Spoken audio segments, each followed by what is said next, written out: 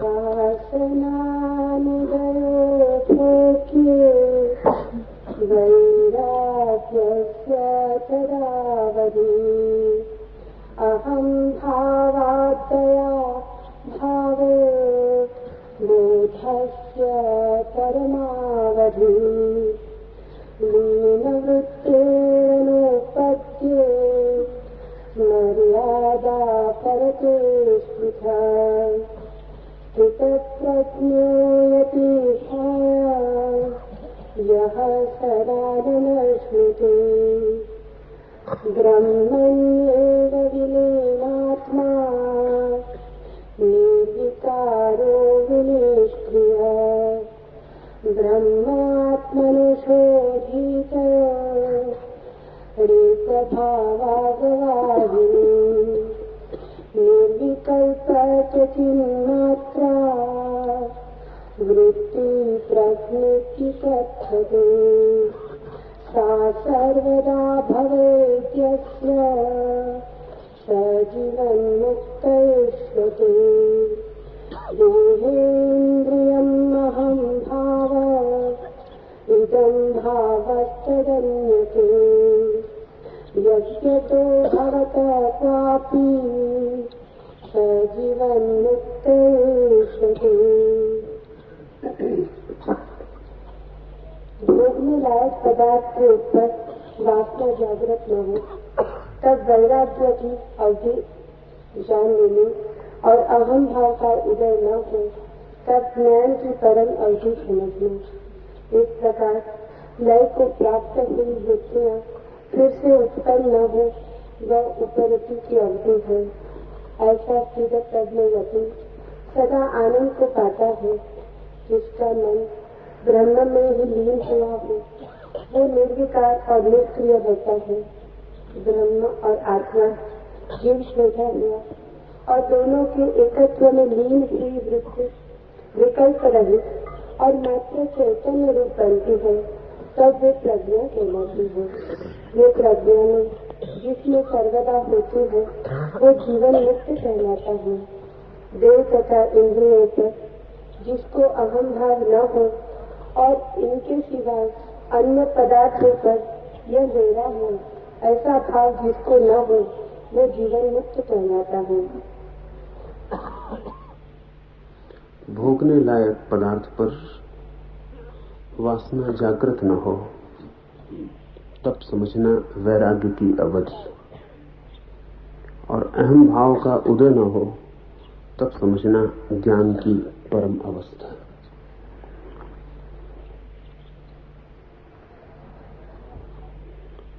वैराग्य से साधारणता लोग समझते हैं विराग। राग है उसके विपरीत विराग है। राग का अर्थ है वस्तुओं को देखकर भोगने की आकांक्षा का जगना।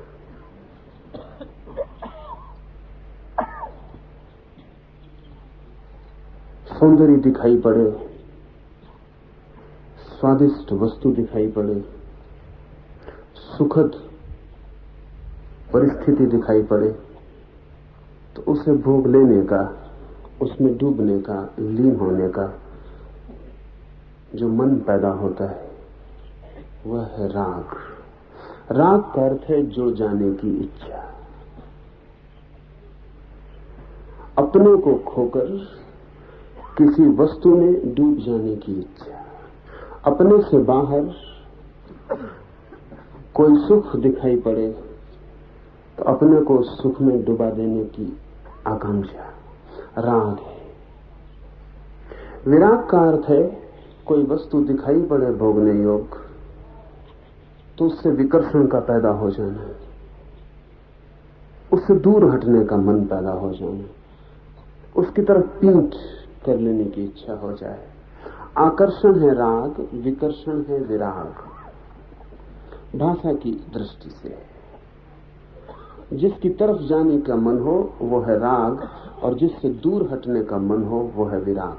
विराग का अर्थ हुआ विपरीत राग। एक में खिंचते हैं पास, दूसरे में हटते हैं दूर। विराग राग से पूरी तरह मुक्ति नहीं है, उल्टा राग है। कोई धन की तरफ पागल है, धन मिल जाए तो सोचता है सब मिल गया। कोई सोचता है धन छोड़ दूं तो सब मिल गया। लेकिन दोनों की दृष्टि धन पर है। कोई सोचता है पुरुष में सुख है, स्त्री में सुख है। कोई सोचता है स्त्री पुरुष के त्याग में सुख है। बाकी दोनों का केंद्र स्त्री या पुरुष का होना है। कोई सोचता है संसार ही स्वर्ग है और कोई सोचता है संसार नरक है, लेकिन दोनों का ध्यान संसार पर है। भाषा की दृष्टि से विराग राग का उल्टा रूप है, लेकिन अध्यात्म के खोजी के लिए वैराग्य राग का उल्टा रूप नहीं, राग का अभाव। इस फर्क को ठीक से समझ लें। शब्दकोश में देखेंगे तो राग का उल्टा विराग है, अनुभव में उतरेंगे तो राग का उल्टा विराग नहीं है, राग का अभाव, एब्सेंस विराग है। फर्क थोड़ा बारीक है। स्त्री के प्रति आकर्षण है, ये राग हुआ। स्त्री के प्रति विकर्षण पैदा हो जाए कि स्त्री को पास सहना मुश्किल हो जाए, स्त्री से दूर भागने की वृत्ति पैदा हो जाए, स्त्री से दूर दूर रहने का मन होने लगे, ये हुआ विराग। भाषा शब्द शास्त्र के हिसाब से, अनुभव समाधि के हिसाब से ये भी राग है। समाधि के हिसाब से विराग तब है जब स्त्री में न आकर्षण हो न विकर्षण हो, न खिंचाव हो और न विपरीत।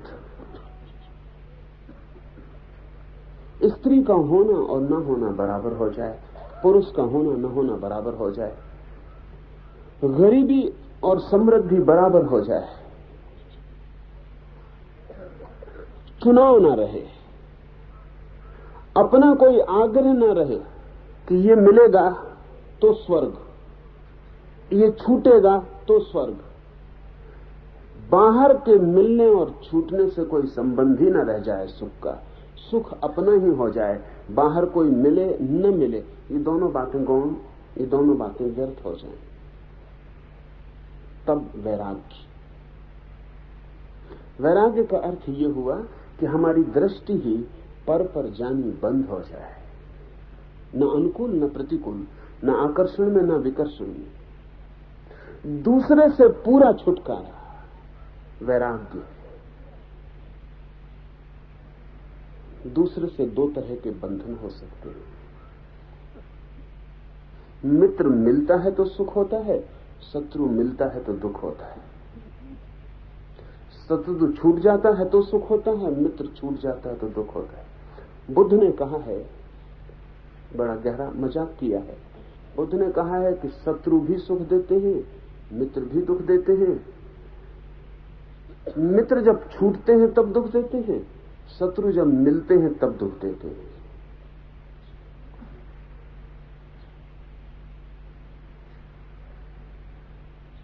फर्क क्या है? लेकिन शत्रु से भी हमारा लगाव रहता है, मित्र से भी लगाव रहता है। शत्रु मर जाए आपका तो भी आपके भीतर कुछ टूट जाता है, खाली हो जाती है जगह। कई बार तो मित्र से भी ज्यादा खाली जगह हो जाती है शत्रु के मरने से, क्योंकि उससे भी एक राग था, उल्टा राग था।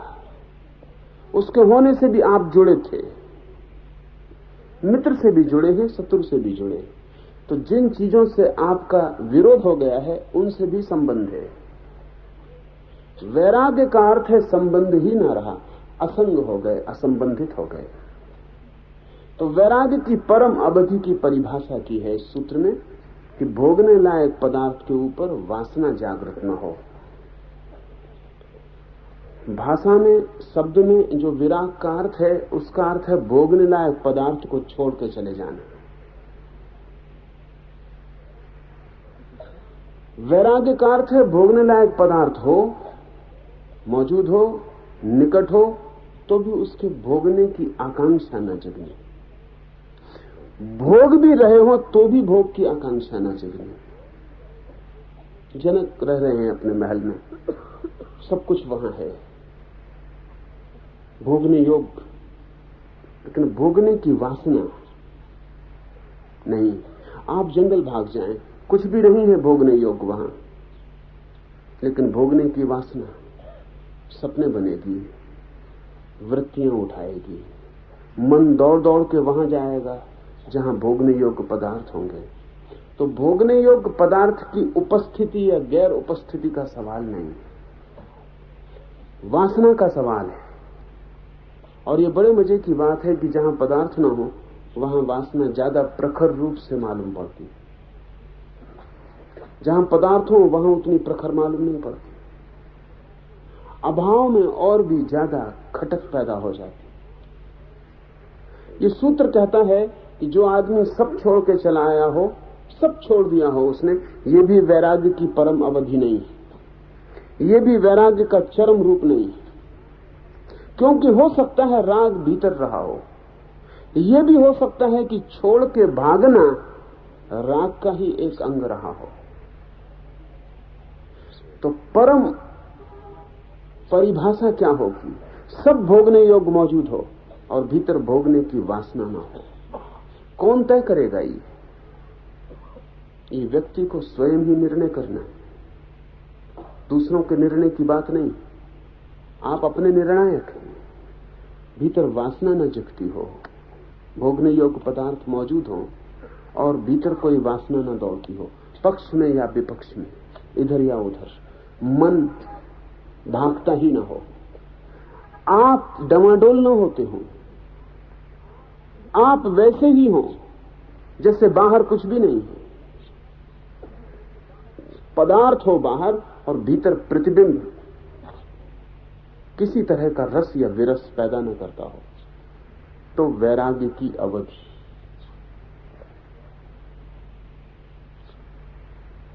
हमारे लिए अति कठिन मालूम पड़ेगा, क्योंकि हम सब ने विराग का राग से विपरीत रूप समझ रखा है। एक आदमी अपने पत्नी, बच्चे, घर परिवार को छोड़कर भाग जाता है, हम कहते हैं विरागी, लेकिन भागता है, उससे खबर देता है कि राग अभी जुड़ा था। कोई भागता है तो मकान से डर के नहीं भागता, अपने भीतर की वासना से ही डर के भागता। मकान क्या भगाएगा? और अगर मकान अभी भगा सकता है तो अभी आत्मस्थिति बनी नहीं। एक आदमी खोज रहा है मकान बड़े और मकान उसे भगा रहा है, दौड़ा रहा है, और एक आदमी मकान से डर के जंगलों में भाग रहा है, मकान उसे भी दौड़ा रहा है। पीठ मकान की तरफ है लेकिन जुड़ा मकान से ही। ना एक आदमी को वस्तुएं भगाना बंद कर देती हैं, दौड़ाना बंद कर देती हैं। वस्तुओं का कोई भी चुनौती आदमी के ऊपर नहीं रह जाती, वो वस्तुओं की चुनौती ही स्वीकार नहीं करता है। तब तो वैराग्य का अर्थ हुआ आत्मस्थिति, अपने में ठहर गया। जो हम में से कोई भी अपने में ठहरा हुआ नहीं। पुरानी कहानियां हैं, बच्चों की कहानियों में अभी भी उस तरह की घटना घटती कि कोई राजा है, उसके प्राण किसी तोते में बंद। राजा को मारो, मरेगा नहीं जब तक कि तोते को ना मार दो। तो प्राण तोते में छिपा रखे हैं, जब तक तोता बचा है राजा बचा रहेगा। ये कहानी नहीं है सिर्फ, हम सबके भी प्राण कहीं और बंद हैं। आपकी तिजोरी में हो सकते हैं आपके प्राण बंद हो, तोते में ना हो। तिजोरी चली जाए। 1930 में 31 में अमेरिका में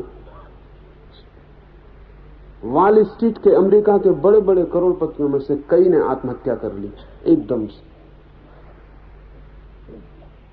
क्योंकि अमेरिका में ह्रास हुआ मुद्रा का, इतना तीव्रता से हुआ कि सटोरिये और बड़े करोड़पति एकदम दीनहीन हो गए, उनके बैंक बैलेंस एकदम खाली हो गए। तो 50 मंजिल से 60 मंजिल से कूद के उन्होंने तत्काल आत्महत्या कर ली। क्या हुआ इन व्यक्तियों को? क्या घटना घटी कि अचानक इनको मरने के सिवा कोई रास्ता न सूझा? इनके प्राण तिजोरियों में बंद थे, तिजोरी में प्राण थे, तिजोरी मर गई, ये मर गए। ये जो कूदना था कुछ और नहीं हुआ था, दुनिया सब वैसी थी, लेकिन बैंक में कुछ आंकड़े खो गए। आंकड़े, किसी के नाम पर 10 के आंकड़े थे, वो 2 के रह गए। जहां बड़ी लंबी कतार थी आंकड़ों की, वहां शून्य हो गया। ये सब बैंक में हुआ, ये सब कागज पर हुआ, पर इनके प्राण वहां बंद थे। वही इनका प्राण था। इनको मार डालते ये न मरते, तिजोरी खाली हो गई, ये मर गए। किसी का किसी से प्रेम है, प्रेमी मर जाए, प्राण निकल गए। हम सब अगर अपनी खोज करें तो हमारे प्राण कहीं ना कहीं किन्हीं न किन्हीं तोतों में बंद हैं। जब तक आपके प्राण कहीं और बंद हैं, तब तक आप आत्मस्थित नहीं हैं। आपके प्राण वहां नहीं है जहां होने चाहिए, आपके भीतर होने चाहिए, वहां नहीं, कहीं और। ये कहीं और होना बहुत तरह का हो सकता है। एक आदमी सोचता है कि उसकी आत्मा उसका शरीर, तो ये भी कहीं और है। कल ये बूढ़ा होने लगेगा तो पीड़ित होगा, दुखी होगा, क्योंकि शरीर दीनहीन होने लगा, झुर्रियां पड़ने लगी, कुरूप होने लगा, रुग्ण, जीर्ण। ये मरने के पहले मरा हुआ अनुभव करेगा, क्योंकि इसने जिस जवान शरीर में अपने प्राण रखे थे वो जा रहा है।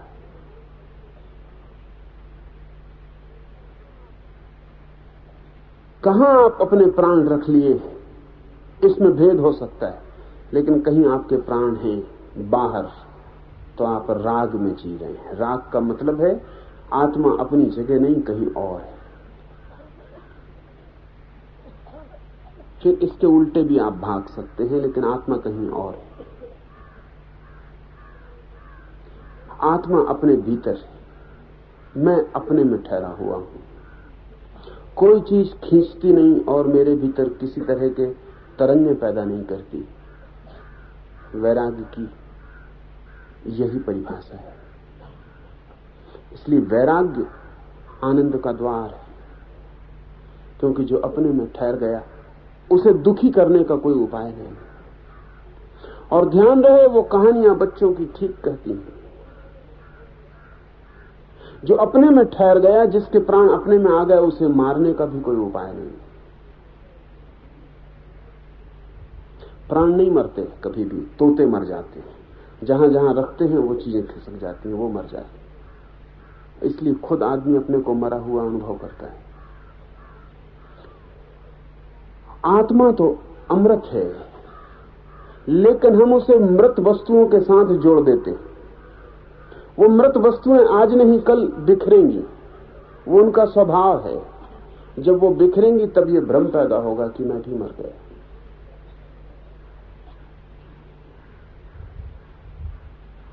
ये स्वयं का मर जाना एक भ्रम है जो पैदा होता है मरण धर्मा वस्तुओं से स्वयं को जोड़ लेने से। वैराग्य का अर्थ है जिसने सारे संबंध तोड़कर उसको जान लिया जो सदा संबंधित होता रहा था।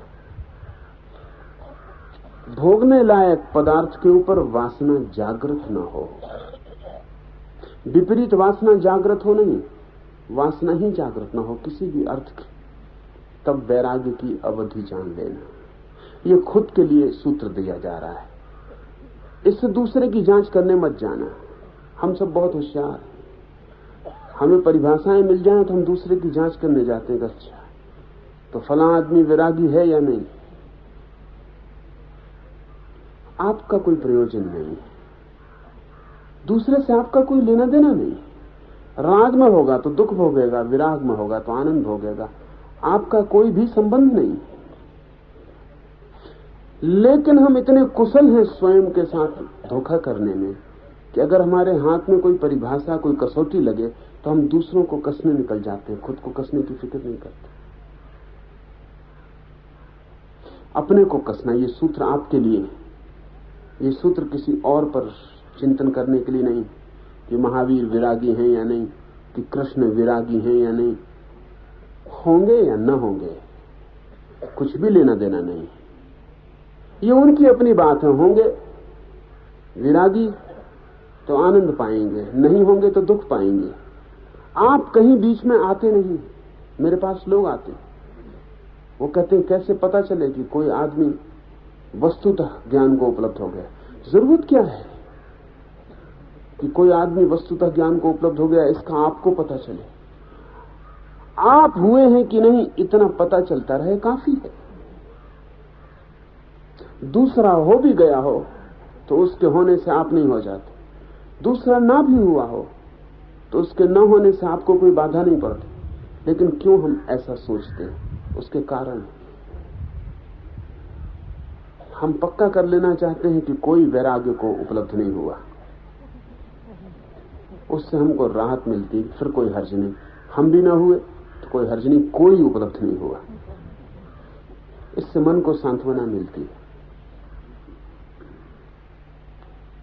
इसलिए मन को आधार मिलता है कि हम जैसे हैं ठीक हैं, क्योंकि कोई कभी उपलब्ध नहीं हुआ, हम भी नहीं हो रहे हैं। इसलिए हमारा मन कभी मानने का नहीं करता कि कोई वैराग्य को उपलब्ध हुआ। हम खोजते हैं तरकीब के, पता चल जाए कि नहीं हुआ। अगर कोई वैराग्य को उपलब्ध हुआ है तो हमें अड़चन होती है भीतरी। वो अड़चन ये है कि कोई और हो गया उपलब्ध तो मैं भी हो सकता हूं, लेकिन हो नहीं पा रहा। इससे ग्लानि पैदा होती। इसलिए दुनिया में कोई भी आदमी दूसरे का ठीक होना स्वीकार नहीं करता। दूसरे से कोई मतलब नहीं है। दूसरे के ठीक होना स्वीकार न करने से अपनी बुराई को स्वीकार करने में आसानी होती है। अगर सारी दुनिया चोर है तो आपको चोर होने में कोई आत्मग्लानि नहीं होती। अगर सारी दुनिया बुरी है तो आपका बुरा होना भी सहज मालूम पड़ता है। अगर सारी दुनिया भली है तो फिर आपका बुरा होना आपको कांटे की तरह गड़ने लगता है। फिर एक आत्मदंश शुरू होता है, गिलानी पैदा होती है, अपराध मालूम पड़ता है और लगता है कि जो होना चाहिए वो नहीं हो पा रहा है, और आपके जीवन में बेचैनी पैदा होती। वो बेचैनी पैदा ना हो, हम नींद में गहरे सोए रहें, इसलिए हम कभी दूसरे में भला नहीं देखते। अगर कोई आके कहे कि फलां आदमी वैराग्य को उपलब्ध हुआ, आप कहेंगे नहीं, वैराग्य को उपलब्ध नहीं हुआ। आप 25 आधार खोज लेंगे कि नहीं हुआ। ये हमारे मन के गहरे जाल का एक हिस्सा है। इसके प्रति सावधान होना जरूरी है। दूसरे से कोई प्रयोजन ही नहीं है। एक मित्र 3 दिन से मेरे पास पहुंचते थे। समय ज्यादा वो चाहते थे, कहते थे सन्यास तो मुझे लेना है, लेकिन सन्यास के पहले कोई 2-3 जरूरी सवाल पूछ। सोचा कि जरूरी सवाल होंगे, एक भी सवाल जरूरी नहीं था। सवाल दूसरों के संबंध में थे, उनके संबंध में न थे। सन्यास उन्हें लेना था।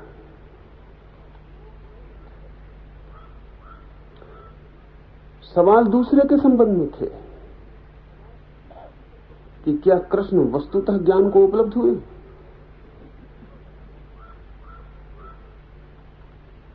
तो फिर जैनों ने उनको नरक में क्यों डाला हुआ है?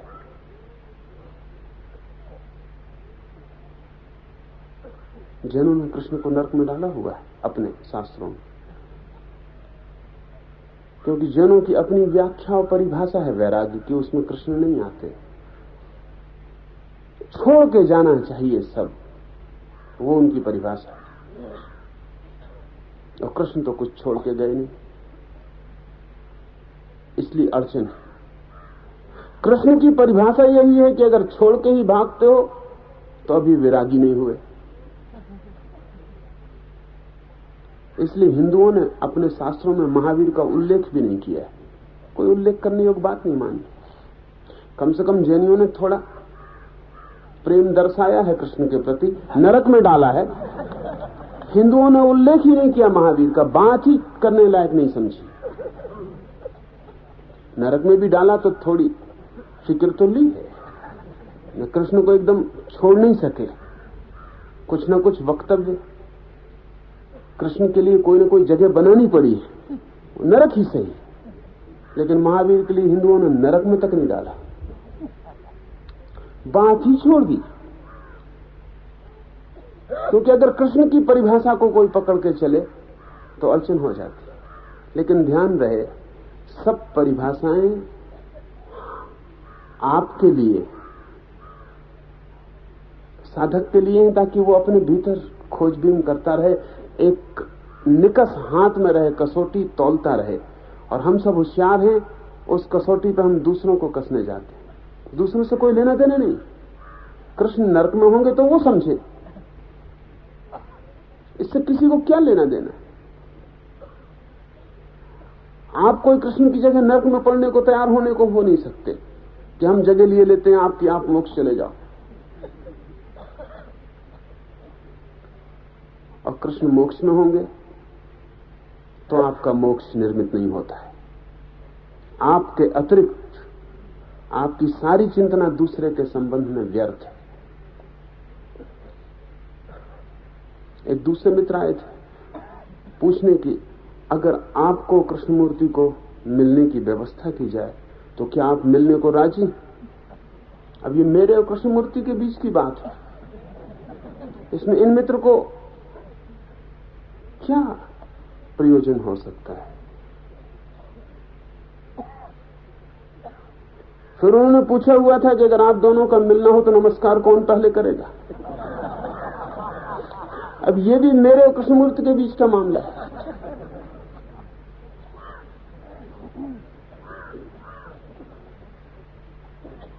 चित्त दूसरों के चिंतन में लगा है, चित्त अपना चिंतन कर ही नहीं रहा है। साधक को निर्णय कर लेना चाहिए कि ये सब व्यर्थ की चिंतनाएं मेरे अतिरिक्त और मेरे भीतरी विकास के अतिरिक्त सब बातें साधक के लिए नहीं है, व्यर्थ है। उन जिज्ञासाओं में, कुतूहल में उलझना ही नहीं चाहिए। उससे कुछ भी लेना देना नहीं है, उससे कुछ आपके जीवन में होगा भी नहीं। तो ध्यान रखें, ये परिभाषाएं आपके लिए हैं और अपने भीतर आप तौलते रहें। इसलिए उपनिषद ने आपको मापदंड दिए ताकि भीतर के अगम रास्ते पर आपको कठिनाई ना हो। अपने भीतर देखते रहना, जब तक वस्तुओं को देखकर वासना जगती हो तब तक समझना कि वैराग्य उपलब्ध नहीं हुआ है। और वैराग्य के सतत श्रम में लगना, उस श्रम की हम धीरे धीरे बात कर रहे हैं। अहम भाव का उदय न हो तब ज्ञान की परम अवधि समझना। बड़े अजीब लोग हैं उपनिषद के ऋषि। वो ये नहीं कहते कि परमात्मा का दर्शन हो जाए तो ज्ञान की अवधि समझना। परमात्मा तक के दर्शन की बात को उन्होंने ज्ञान की अवधि नहीं कहा। क्या आपको बिल्कुल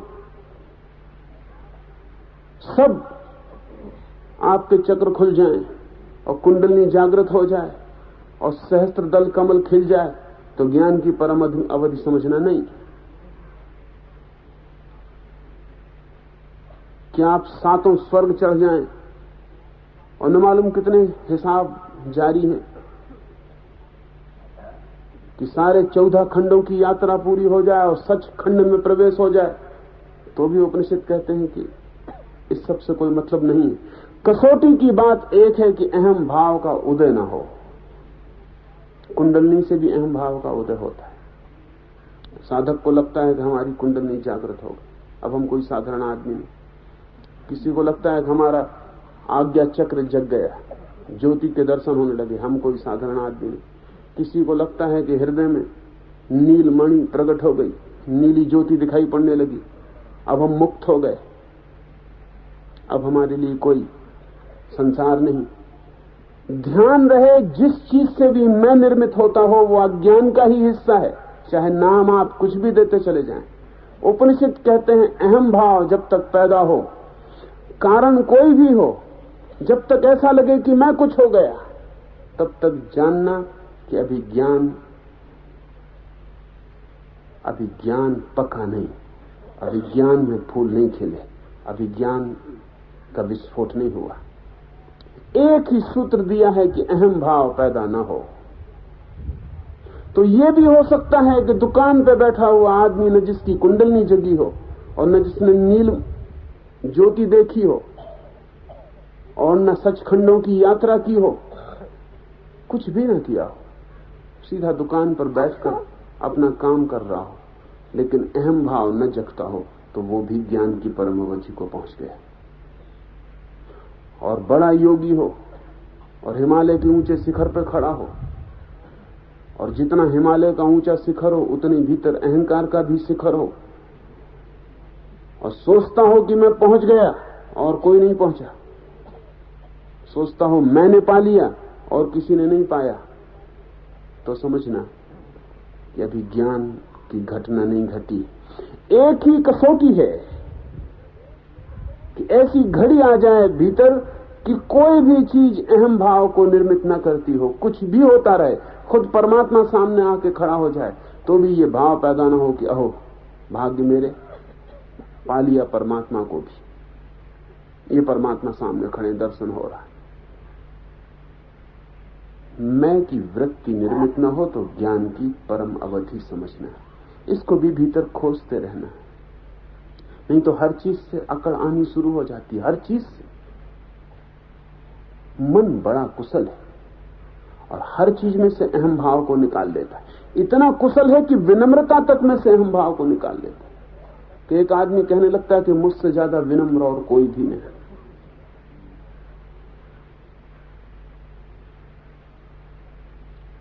मुझसे ज्यादा विनम्र और कोई भी नहीं,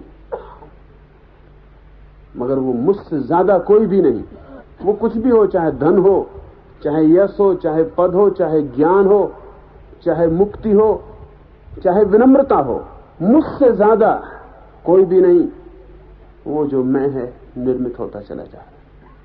तो भीतर जांचते रहना, खोजते रहना, नहीं तो आध्यात्मिक तलाश भी सांसारिक तलाश हो जाती। आध्यात्मिक और सांसारिक खोज में वस्तुओं का भेद नहीं है।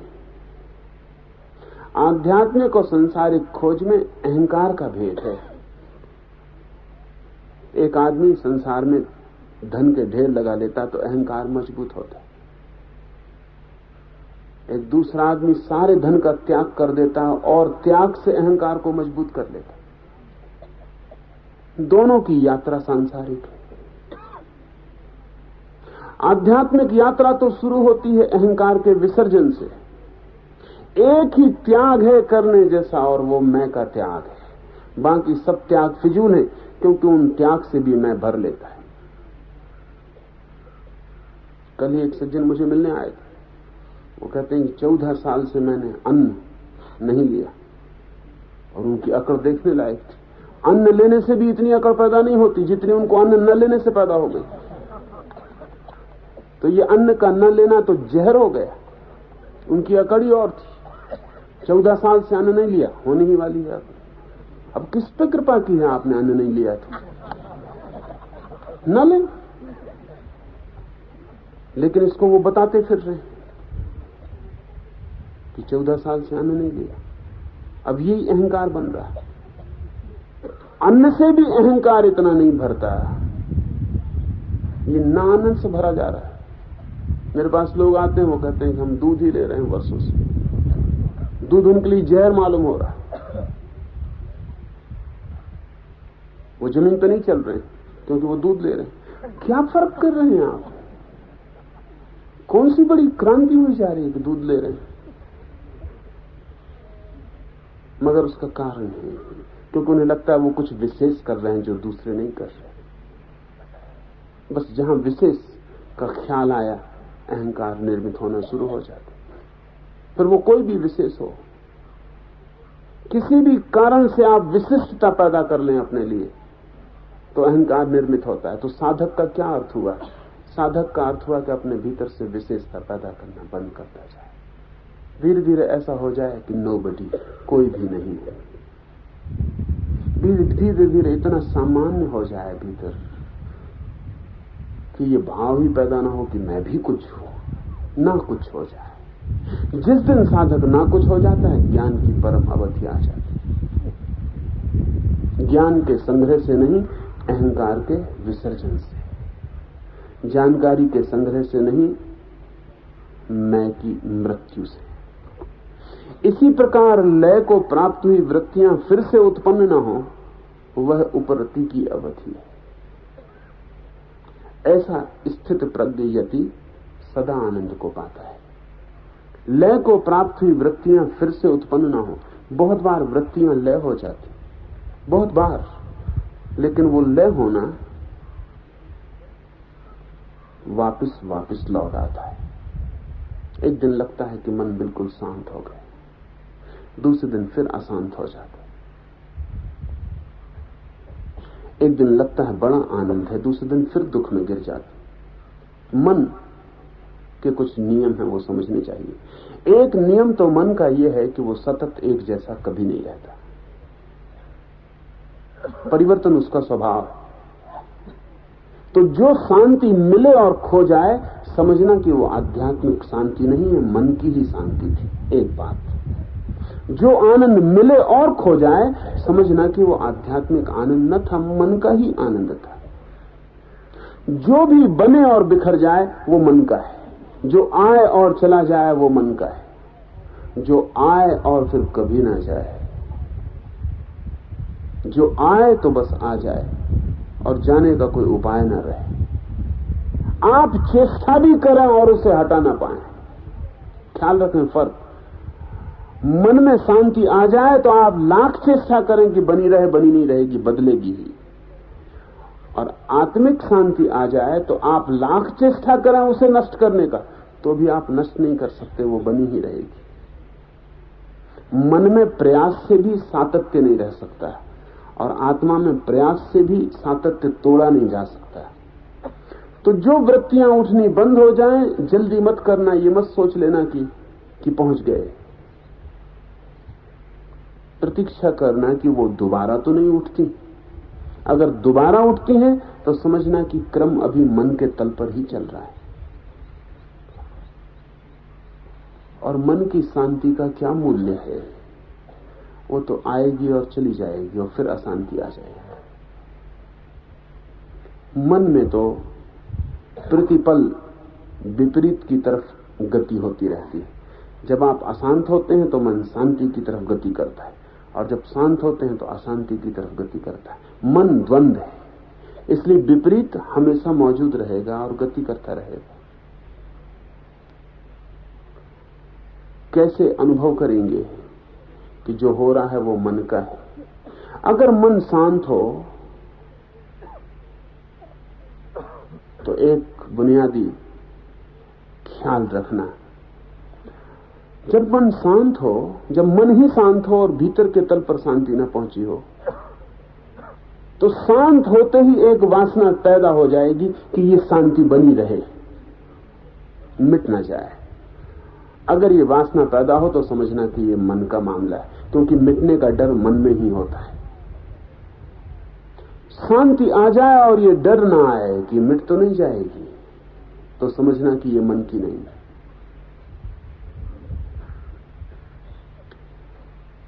दूसरी बात, मन हर चीज से ऊब जाता है, हर चीज से, दुख से नहीं, सुख से भी ऊब जाता है। ये मन का ये दूसरा नियम है कि मन किसी भी स्थिर चीज से ऊब जाता है। अगर आप दुख में हैं तो दुख से ऊबा रहता है और कहता है सुख चाहिए, पर आपको पता नहीं कि ये मन का नियम है कि सुख मिल जाए तो सुख से ऊब जाता है, और तब भीतरी दुख की मांग करने लगता है।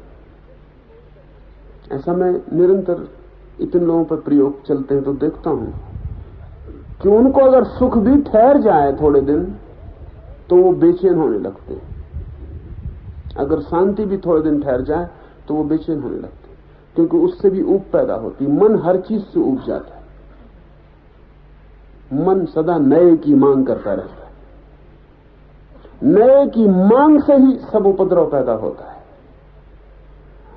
मन के बाहर आत्मिक तल पर नए की कोई मांग नहीं, पुराने की कोई ऊब नहीं, जो है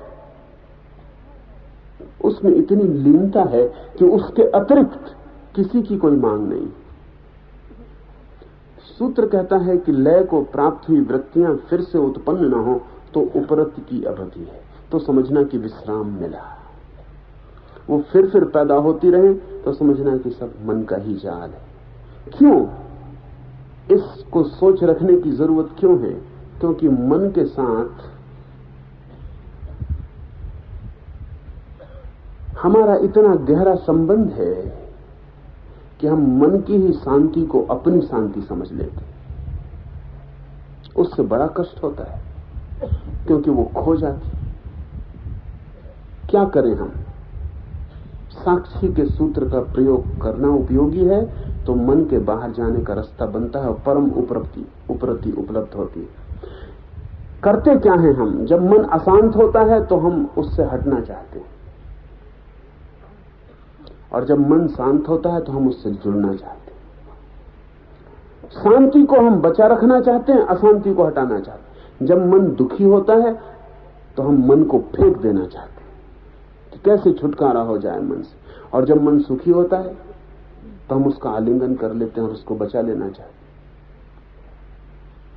तब तो आप मन से कभी न छूट पाएंगे, क्योंकि ये तो मन की व्यवस्था ही है कि दुख से छूटो, सुख को पकड़ो। मन से छूटने का उपाय यह है कि जब सुख मन दे रहा हो तब भी साक्षी बने रहना और उसको पकड़ना मत। जैसे यहां आप ध्यान कर रहे हैं, ध्यान में कभी अचानक शांति का झरना फूट पड़ेगा तो उस वक्त उसको आलिंगन मत कर लेना, खड़े देखते रहना, दूर की शांति घट रही है, मैं साक्षी हूं। सुख का झरना टूट पड़ेगा, भीतर रोए रोए में सुख व्याप्त हो जाएगा किसी क्षण, तो उसको भी दूर खड़े होकर देखते रहना, उसको पकड़ मत लेना जोर से कि ठीक आ गई मुक्ति। उसको खड़े होकर साक्षी भाव से देखते रहना कि मन में सुख घट रहा है, पकड़ूंगा नहीं। मजे की बात यह है कि जो सुख को नहीं पकड़ता उसके दुख समाप्त हो जाते, जो शांति को नहीं पकड़ता उसकी अशांति सदा के लिए मिट जाती।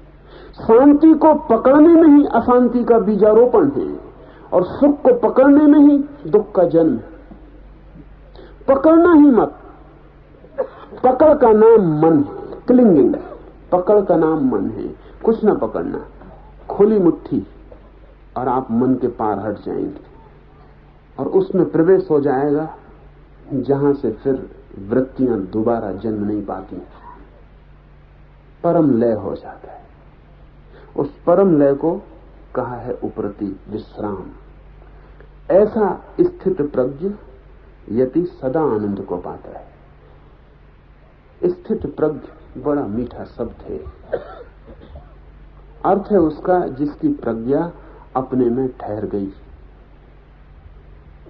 जिसका बोध अपने में रुक गया, जिसकी चेतना स्वयं को छोड़कर कहीं भी नहीं जाती,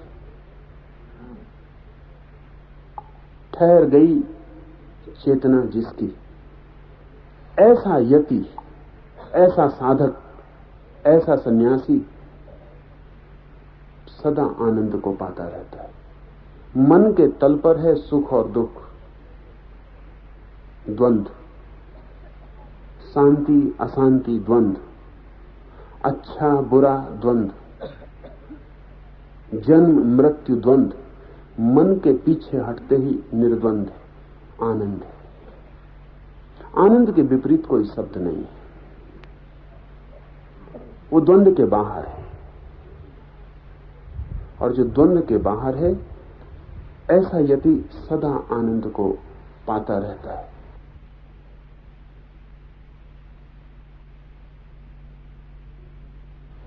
हमारी बड़ी तकलीफ है, हमारी तकलीफ है कि आनंद तो हम भी पाना चाहते हैं, और इस तरह की बातें सुन के हमारा लोभ जगता है कि अगर आनंद सदा मिले तो फिर हम भी पाना चाहते हैं। कोई रास्ता बता दे तो सदा आनंद को हम भी पा लें। लेकिन ध्यान रखना, ये जो परिभाषा है ये केवल स्थिति सूचक है। अगर इससे वासना का जन्म होता है तो आप इस स्थिति को कभी ना पाएंगे। इसका फर्क ठीक से समझ लें। एक मित्र मेरे पास आए,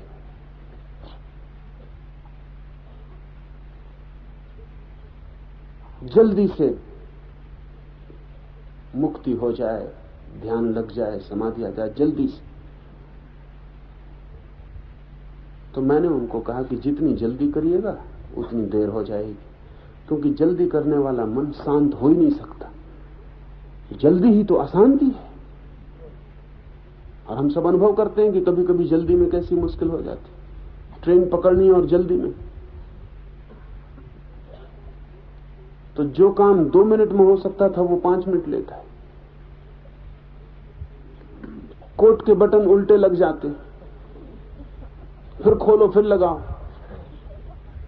चश्मा हाथ में उठाते हैं, छूट जाता है, टूट जाता है। चाबी बंद कर रहे हैं सूटकेस की, चाबी ताले में नहीं जाती। जल्दी में तो निरंतर ही देर हो जाती है, क्योंकि जल्दी का मतलब यह है कि चित्त बहुत अस्त व्यस्त है और भूल चूक हो जाएगी। तो जब छोटी छोटी चीजों में जल्दी देर करवा देती है, तो इस विराट की यात्रा पर तो जल्दी बहुत देर करवा देगी। तो उन मित्र से मैंने कहा कि जल्दी मत करो, नहीं तो देर हो जाएगी। यहां तो तैयारी रखो कि अनंत काल में कभी भी हो जाएगा तो हम राजी हैं, कोई जल्दी नहीं, तो शायद जल्दी भी हो जाए। तो उन्होंने कहा ऐसा, अगर हम अनंत काल के लिए तैयारी रखें तो जल्दी हो जाएगी ना। यहां मन दिक्कत है, वो तैयार है इसके लिए भी, लेकिन जल्दी के लिए ही ये भी उपयोग कर रहे हैं। अब इनको कैसे समझाया जाए? वो कहते हैं प्रतीक्षा करने को भी राजी हैं, मगर आप भरोसा दिलाते हैं कि इससे जल्दी हो जाएगी ना, तब ये प्रतीक्षा झूठी हो जाएगी। और जल्दी का क्या मतलब रहा फिर?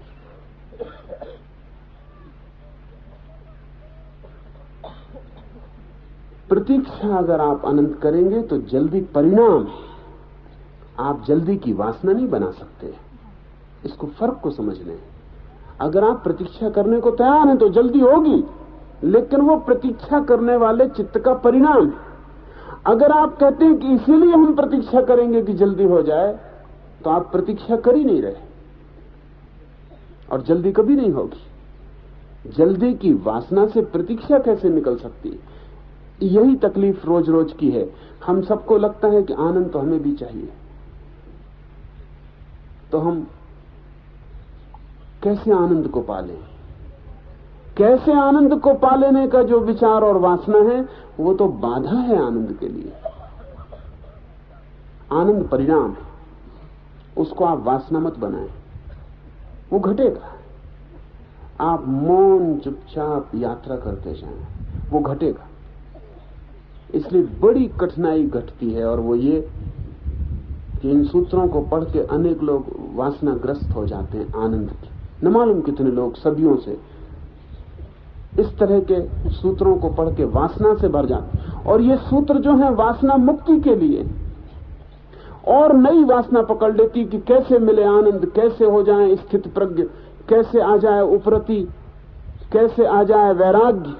इस वासना से भर जाते, और तब वो दौड़ते रहते हैं जन्मों जन्मों, और कभी ये घटना नहीं घटती उनके जीवन में। तब उन्हें संदेह होने लगता है, तब उन्हें संदेह होने लगता है कि कहीं ये सब बातें झूठी तो नहीं है, क्योंकि कहा तो था कि आनंद आ जाएगा, वो अभी तक नहीं आया। इस संदर्भ में आपको एक बात बता दूं, रोज हम दुनिया को अधार्मिक होते हुए देखते हैं। रोज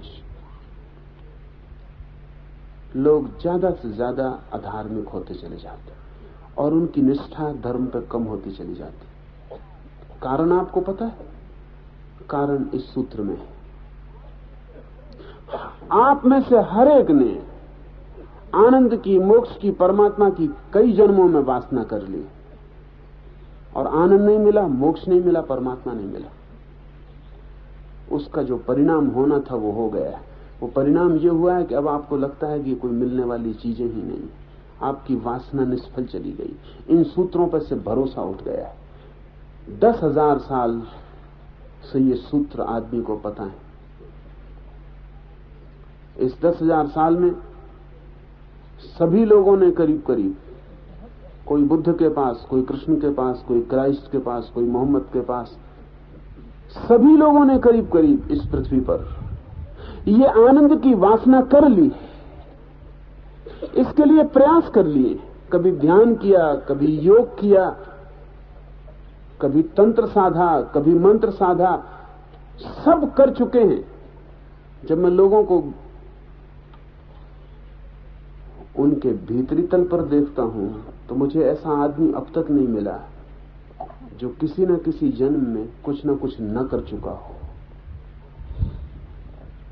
हर आदमी किसी न किसी जन्म में साधना के पथ पर चल चुका है, लेकिन वासनाग्रस्त होकर। उस वासना के कारण ही साधना निष्फल चली गई और भीतर गहरी चेतना में वो असफलता बैठ गई। उसका कारण है कि सारी दुनिया में अधर्म बढ़ता हुआ दिखाई पड़ता है, क्योंकि धर्म अधिक लोगों के लिए असफल हो गया है। आपको याद भी नहीं, लेकिन आप धर्म को असफल कर चुके हैं अपने भीतर, और कारण आप हैं, क्योंकि आपने जिसकी वासना नहीं की जा सकती उसकी वासना करके भूल कर दी। ये परिणाम है। आप साधना से गुजरेंगे तो ये परिणाम घटते हैं। इनकी आपको चिंता नहीं करनी है, न इनका विचार करना है, और न इनकी आकांक्षा करनी है, और न जल्दी करनी है कि ये घट जाएं। उस जल्दी से ही सब विपरीत हो जाता है। दुनिया में अधर्म तब तक बढ़ता ही चला जाएगा जब तक हम धर्म की भी वासना करते हैं। और आप कोई नए नहीं, इस जमीन पर कोई भी नया नहीं। सब इतने पुराने और प्राचीन हैं जिसका हिसाब नहीं, और सब इतने इतने रास्तों पर, इतने इतने मार्गों पर चल चुके हैं जिसका हिसाब नहीं। और उन सब में असफलता पाकर आप निराश और हताश हो गए।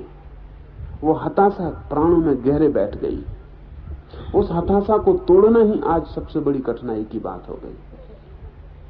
और अगर कोई तोड़ना चाहे तो एक ही उपाय दिखता है कि फिर आपकी वासना को कोई जोर से जगाए और कहे कि इससे ये हो जाएगा, तभी आप थोड़ा हिम्मत जुटाते। लेकिन वही वासना का जगाना ही तो सारे उपद्रव की जड़ है। बुद्ध ने एक अनूठा प्रयोग किया था, और बुद्ध के समय में भी हालत यही थी जो आज हो गई। ये हमेशा हो जाती है। और जब भी दुनिया में बुद्ध या महावीर जैसे लोग पैदा होते हैं तो उनके पीछे हजारों साल तक एक छाया का काल व्यतीत होता है। होगा ही। जब बुद्ध या कृष्ण जैसा कोई व्यक्ति पैदा होता है तो उसको देखकर,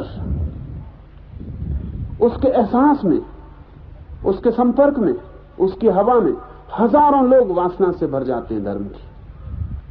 और उनको लगता है कि हो सकता है, भरोसा जगता है देखकर कि जब बुद्ध को हो सकता है तो हमें भी हो सकता है। और अगर इन्होंने भूल कर ली और इस होने को वासना बना लिया तो बुद्ध के बाद ये व्यक्ति हजारों साल तक उस वासना के कारण धीरे धीरे परेशान होकर अधार्मिक हो जाएंगे। शर्त समझ लें, आनंद उपलब्ध हो सकता है, लेकिन आप उसको लक्ष्य न बनाएं। वो लक्ष्य नहीं। परम शांति हो सकती है, लेकिन लक्ष्य न बनाएं, वो लक्ष्य नहीं।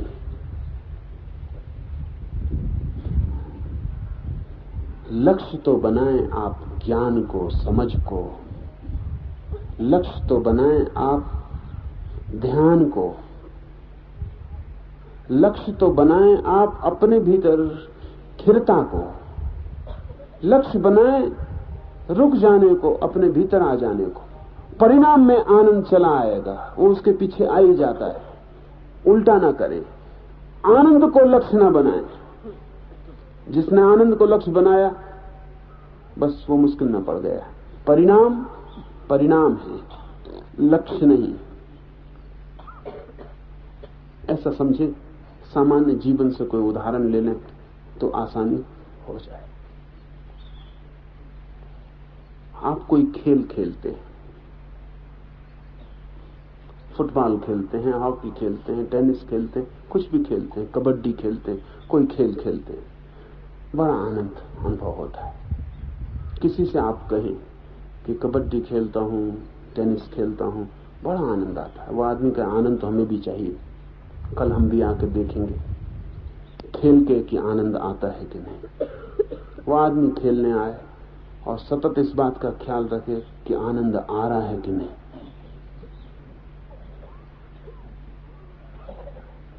तो आनंद आ रहा है कि नहीं, इस ख्याल की वजह से पहली तो बात है कि खेल में लीन नहीं हो पाएगा। खेल हो जाएगा गौण, आनंद हो जाएगा प्रमुख। हर बार जब वो तू करके कबड्डी में प्रवेश करेगा तो तू रह जाएगी गौण, भीतर खोजता रहेगा अभी तक आनंद आया नहीं। तो ये आनंद आ नहीं रहा, ये क्या कर रहा हूं मैं तू इससे क्या होने वाला है, अभी तक आनंद आया नहीं। खेल के बाद वो सिर्फ थकेगा और कहेगा कि कुछ आनंद वगैरह मिलता नहीं, ये क्या है। आनंद जो खेल में पाने जाएगा, खेल भी खराब हो जाएगा, आनंद तो मिलेगा नहीं। आनंद है बाई प्रोडक्ट। खेल में पूरे लीन हो जाए तो आनंद घटता है। आनंद का ख्याल बना रहे तो लीन नहीं हो पाते तो आनंद कैसे घटेगा। ये पूरा जीवन ऐसा है, यहां सब चीजें बाई प्रोडक्ट है। जो भी महत्वपूर्ण है वो चुपचाप घटता है, जो भी गहरा है उसका लक्ष्य नहीं बनाना होता। लक्ष्य बनाने से ही उसका द्वार बंद हो जाता है।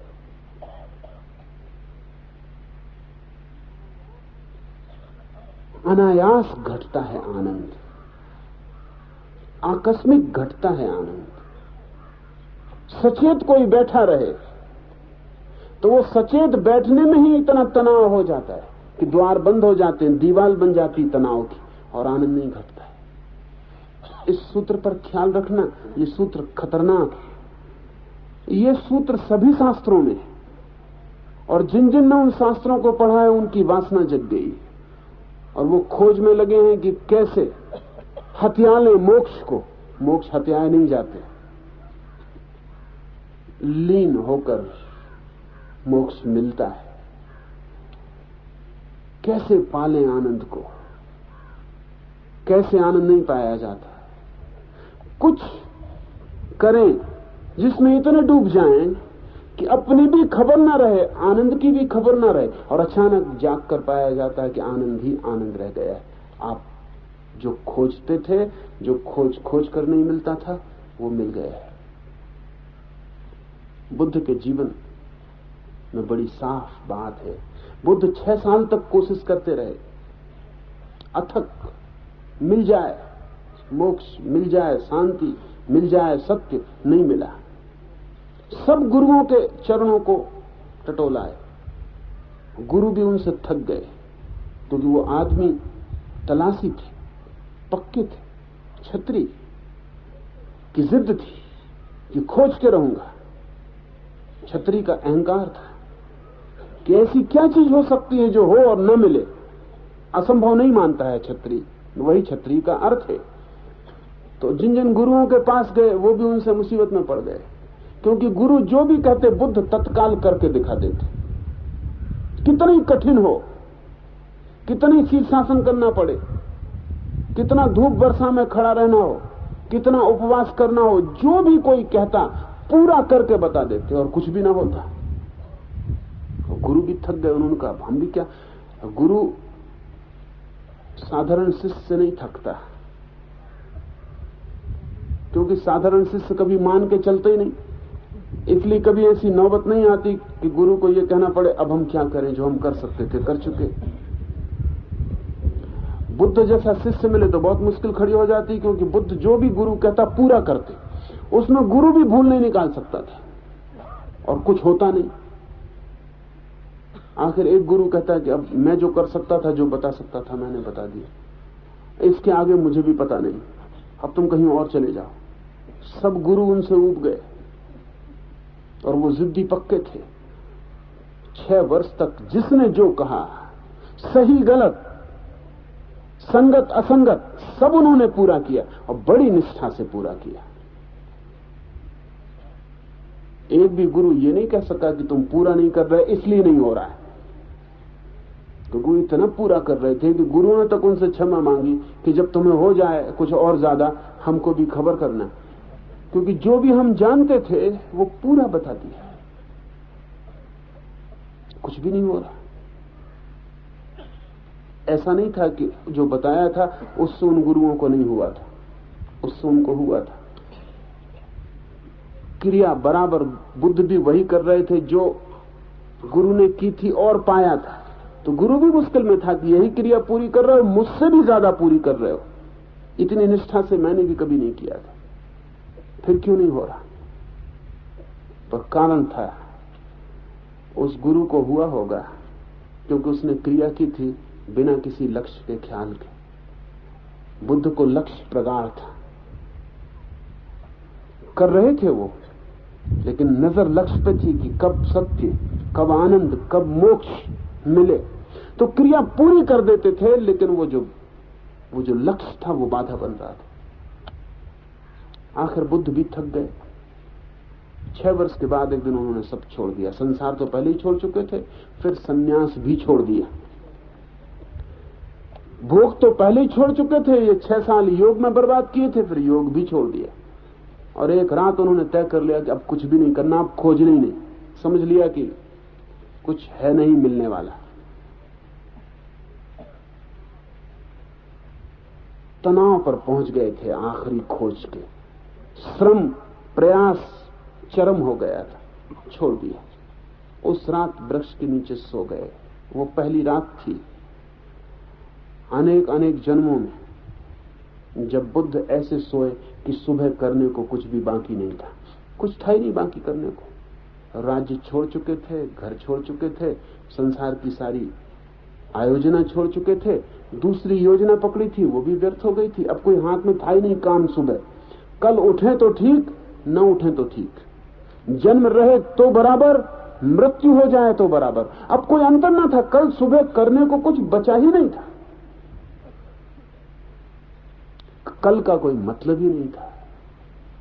और जब कोई रात ऐसे सो जाता है कि जिस रात में सुबह की कोई योजना ना हो, तो समाधि घटित हो जाती, सुसुप्ति समाधि बन जाती, क्योंकि सुबह की कोई वासना ही न थी, कोई लक्ष्य शेष न रहा था, कुछ पाने को नहीं था, कहीं जाने को नहीं था। सुबह होगी तो क्या करेंगे, ये सवाल था। अब तक करना था, करना था, करना था, अब करना बिल्कुल नहीं था। बुद्ध रात ऐसे सोए कि सुबह उठेंगे तो क्या करेंगे। सूरज उगेगा, पक्षी गीत गाएंगे, मैं क्या करूंगा। शून्य था उत्तर। लक्ष्य जब नहीं होते भविष्य नष्ट हो जाता है। लक्ष्य जब नहीं होते समय व्यर्थ हो जाता है।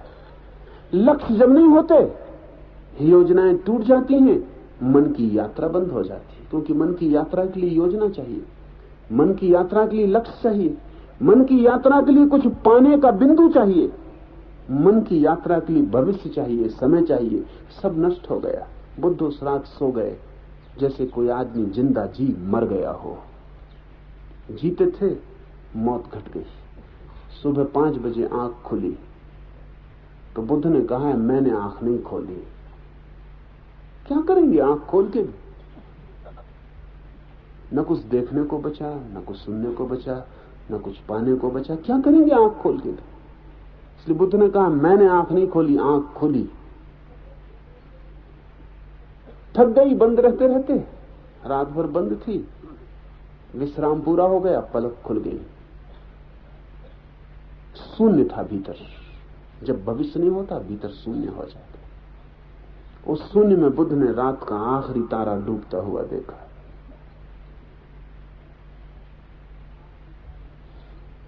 और उस आखिरी तारे को डूबते देखकर बुद्ध परम ज्ञान को उपलब्ध हो गए। उस डूबते तारे के साथ बुद्ध का सब अतीत डूब गया। उस डूबते तारे के साथ सारी यात्रा डूब गई, सारी खोज डूब गई। बुद्ध ने कहा है कि मैंने पहली दफा निष्प्रयोजन आकाश में डूबते तारे को देखा। निष्प्रयोजन, कोई प्रयोजन नहीं था। न देखते तो चलता, देखते तो चलता, इस तरफ उस तरफ चुनने की भी कोई बात ना थी। आंख खुली थी इसलिए तारा दिख गया। डूब रहा था, डूबता रहा। उधर तारा डूबता रहा, उधर आकाश तारों से खाली हो गया, इधर भीतर में बिल्कुल खाली था। 2 खाली आकाशों का मिलन हो गया। और बुद्ध ने कहा है जो खोज खोज के न पाया वो उस रात बिना खोजे मिल गया, दौड़ के जो न मिला उस रात बैठे बैठे मिल गया, पड़े पड़े मिल गया, श्रम से जो न मिला उस रात विश्राम से मिल गया। पर क्यों मिल गया वो आनंद? जब आप भीतर शून्य होते हैं उसका सहज परिणाम है। आनंद के लिए जब आप दौड़ते हैं शून्य नहीं हो पाते, वो आनंद ही दिक्कत देता रहता है, शून्य ही नहीं हो पाते, इसलिए सहज परिणाम घटित नहीं होता है। जिसका मन ब्रह्म में लीन हुआ हो वह निर्विकार और निष्क्रिय रहता है। ब्रह्म और आत्मा सोधा हुआ और दोनों के एकत्व में लीन हुई वृत्ति विकल्प रहित और मात्र चैतन्य रूप बनती है, तब प्रज्ञा कहलाती है। यह प्रज्ञा जिसमें सर्वदा होती है वह जीवन मुक्त है। ऐसा जब भीतर का आकाश बाहर के आकाश में एक हो जाता है, जब भीतर का शून्य बाहर के शून्य से मिल जाता है, तब सब निर्विकार और निष्क्रिय हो जाता है। विकार उठ ही नहीं सकते बिना विचार के, विचार ही विकार है। और विचार उठता ही इसलिए है कि कुछ करना। ध्यान रखना, लोग मेरे पास आते हैं, वो कहते हैं कि विचार से छुटकारा नहीं होता। विचार से होगा नहीं छुटकारा, आपको कुछ करना है। कुछ करना है तो विचार से छुटकारा कैसे होगा? वो कुछ करना है उसकी योजना विचार है। अगर आपको विचार से छुटकारा भी करना है तो भी छुटकारा नहीं होगा, क्योंकि वो उसकी योजना में विचार लगा रहेगा। लोग मुझसे कहते हैं कि हम बैठते हैं, बड़ी कोशिश करते हैं कि निर्विचार हो जाए। निर्विचार होने की योजना विचार के लिए मौका है। तो मन यही सोचता रहता है कैसे निर्विचार हो जाएं। अभी तक निर्विचार नहीं हुए, कब होंगे, होंगे कि नहीं होंगे। ध्यान रखिए, वासना है कोई भी, स्वर्ग की, मोक्ष की, प्रभु की, तो विचार जारी रहेगा। विचार का कोई कसूर नहीं। विचार का तो इतना ही मतलब होता है कि आप जो वासना करते हैं मन उसका चिंतन करता है कि कैसे पूरा करें। जब तक कुछ भी पाने को बाकी है विचार जारी रहेगा। जिस दिन आप राजी हैं इस बात के लिए कि मुझे कुछ पाना ही नहीं, निर्विचार भी नहीं पाना, आप अचानक पाएंगे कि विचार विदा होने लगे, उनकी कोई जरूरत न रही। जब भीतर सब शून्य हो जाता है, कोई योजना नहीं रहती, कुछ पाने को नहीं बचता, कहीं जाने को नहीं रहता, सब यात्रा व्यर्थ मालूम पड़ने लगती है और चेतना बैठ जाती है रास्ते के किनारे, मंजिल की बात छोड़ देती है, मंजिल मिल जाती है। ब्रह्म में लीन हुआ निर्विकार और निष्क्रिय रहता है। फिर ऐसा व्यक्ति निर्विकार और निष्क्रिय रहता है, उसके भीतर कुछ भी नहीं उठता, दर्पण खाली रहता है, उस पर कुछ भी बनता नहीं और निष्क्रिय रहता है। करने की कोई वृत्ति नहीं रहती। इसका यह मतलब नहीं कि वो कोई मुर्दे की तरह पड़ा रहता है। क्रियाएं घटित होती हैं लेकिन क्रियाओं की कोई योजना नहीं होती। इस फर्क को ठीक से समझ लें। यहां मैं आया, उपनिषद के सूत्र पर मुझे बोलना है। अगर इसकी मैं योजना करके आऊं, सोच के आऊं कि क्या बोलना है और क्या नहीं बोलना है, तो चित्त में विचार चलेगा और विकार होगा और चित्त में क्रिया चलेगी। आ जाऊं, सूत्र को देख लूं और बोलने लगूं और जो भी निकल जाए उससे राजी रहूं।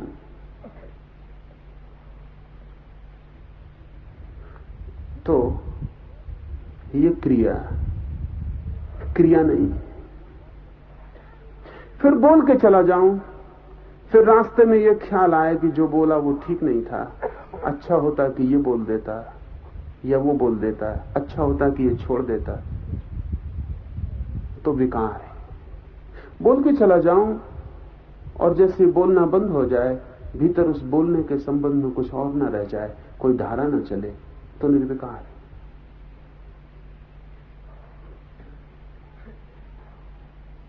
सुना है मैंने अब्राहम लिंकन के बाबत, लौटता था एक रात अपनी पत्नी के साथ एक व्याख्यान देकर।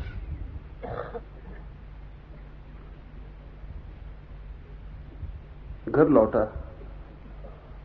तो बच्चों ने लिंकन को पूछा कि व्याख्यान कैसा रहा। तो लिंकन ने कहा, कौन सा व्याख्यान? जो देने के पहले मैंने तैयार किया वो, या जो मैंने दिया वो, या देने के बाद जो मैंने सोचा कि देना चाहिए था वो? कौन सा व्याख्यान? 3 दे चुका हूं। एक तो जाने के पहले जो दे रहा था अपने मनी मन, और फिर एक वस्तुता जो दिया, और फिर एक जो पीछे पछताता रहा और सोचता रहा कि ये कहना था और ये कहना था और ये छोड़ दिया। तो ये व्याख्यान क्रिया हो गई। व्याख्यान में क्रिया नहीं है, उसकी आयोजना में है। तो अगर चित्त तय करता है पहले से, चित्त लौट के विचार करता है, तो विकार है। क्रिया अगर घटित होती है, न तो पूर्व आयोजित होती है और न पश्चात चिंतन होता है, तो निष्क्रिय से निकलती है क्रिया। क्रिया तो जारी रहेगी। बुद्ध हो गए फिर भी जारी रहेगी, लेकिन फर्क पड़ गया। कृष्ण हो गए फिर भी जारी रहेगी, लेकिन फर्क पड़ गया। गीता इसी अर्थ में कीमती है कि गीता में जो भी कृष्ण ने कहा है वो एकदम सहज है। युद्ध के मैदान पर कोई व्याख्यान की तैयारी करके जाता भी नहीं, सोचा भी नहीं होगा। कृष्ण को कभी ख्याल भी ना होगा कि इस मुसीबत में पड़ेंगे युद्ध के मैदान पर। कल्पना में भी नहीं हो सकता, कोई योजना नहीं हो सकती। अचानक अनायास एक घटना, आकस्मिक, और कृष्ण के झरने का फूट पड़ना। ये बोलना नहीं है, ये अबोल से निकला हुआ बोलना है।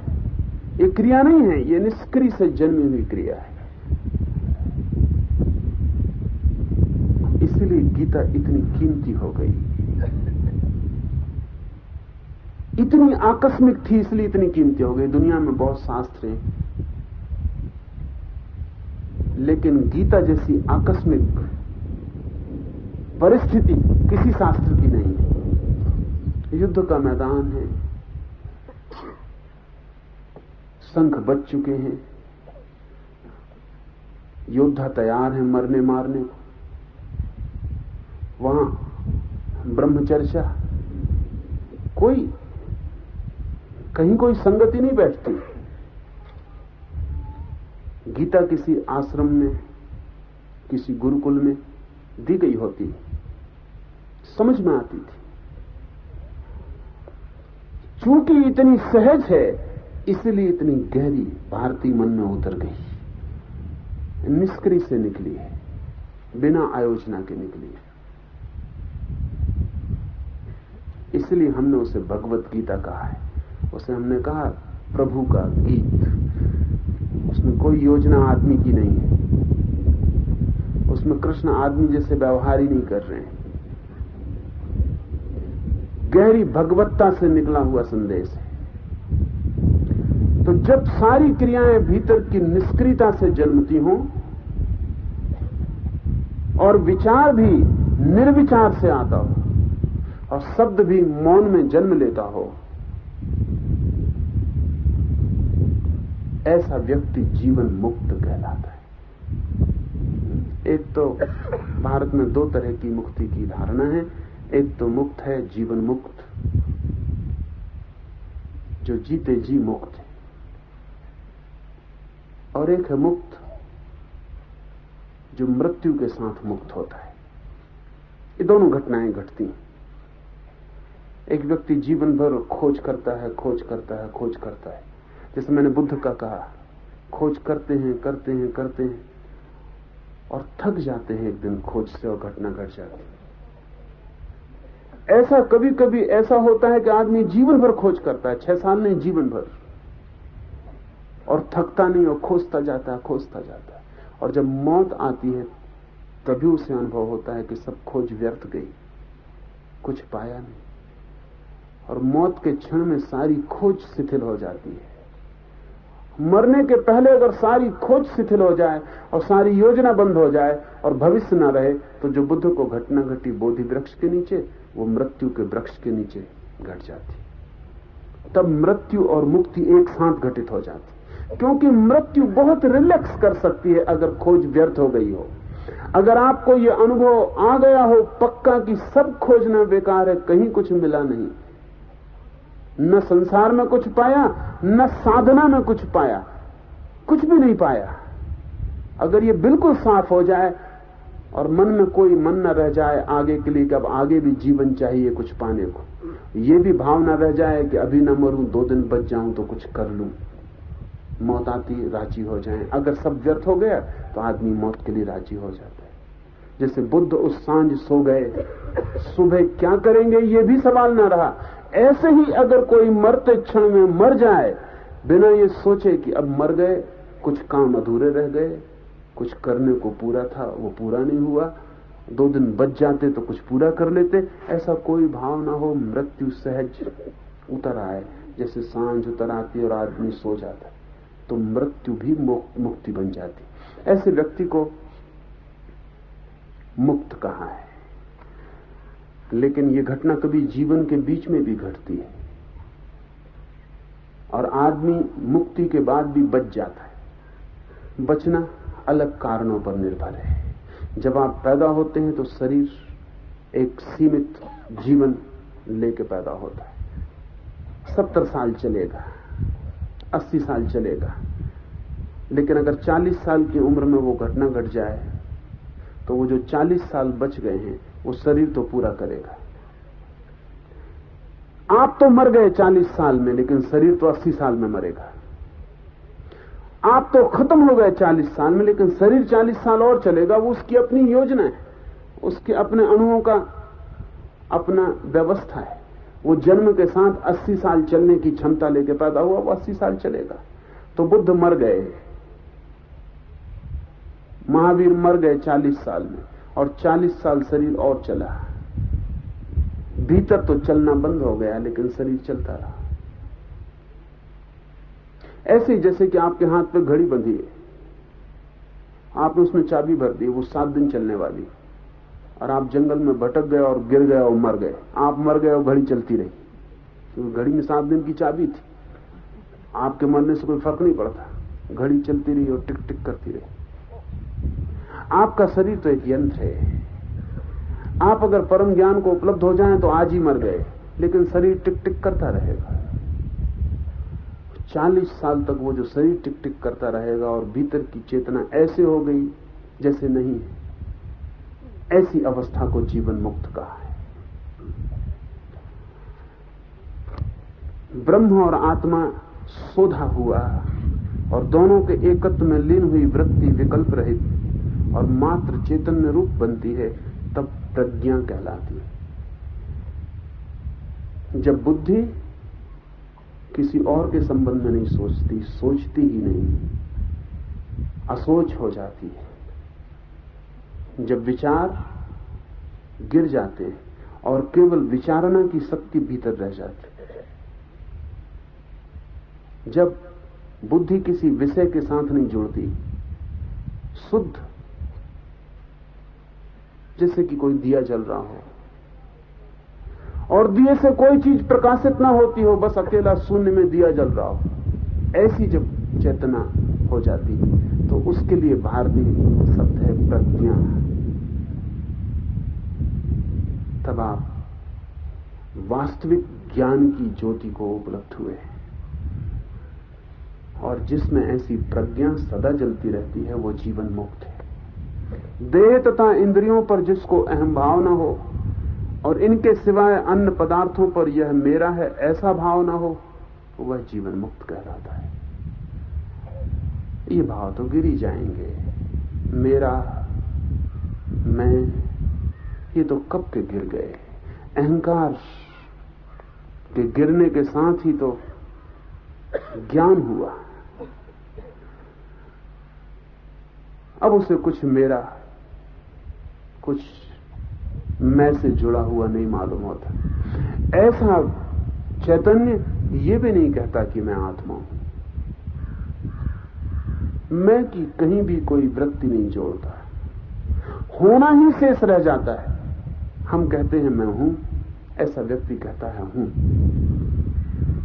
मैं गिर जाता है। बस होना, शुद्ध होना, प्योर एमनेस हूं, यही स्थिति रह जाती। इस हूंपन को, इस एमनेस को जीवन मुक्त अवस्था कहा है। मैं तो मिट जाए और होना रह जाए, तो आप जीते जी मोक्ष को उपलब्ध हो गए। प्रयास इस दिशा में वासना रहित हो तो अभी ये घटना घट सकती है, वासना पूर्ण हो तो देर लगती है।